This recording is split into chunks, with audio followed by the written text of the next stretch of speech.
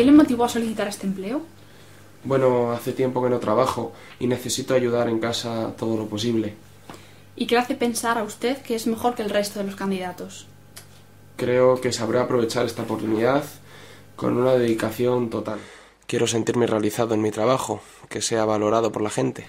¿Cuáles son sus mayores defectos? Bueno, puede que a veces sea demasiado perfeccionista.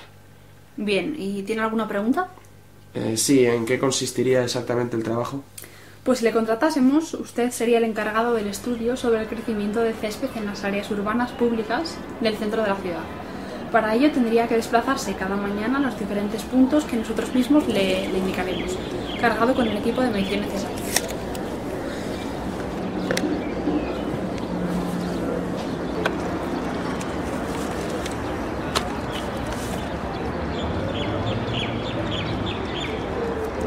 Si hago algo, lo hago lo mejor posible.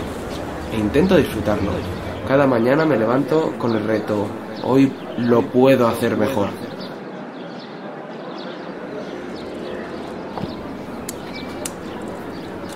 Del trabajo muchos no esperan sin un salario o una carrera que les permita ir subiendo peldaños. Algunos inician la jornada laboral sin más ilusión que esperar la hora de salida. Empiezan el lunes añorando que llegue el viernes. Eso es estúpido. Si pasamos 2/3 de nuestra vida trabajando, ¿por qué vivir amargados? Es cierto que no todos los empleos tienen las mismas responsabilidades. De mi trabajo no depende la vida de nadie. Pero alguien tiene que hacerlo, ¿no?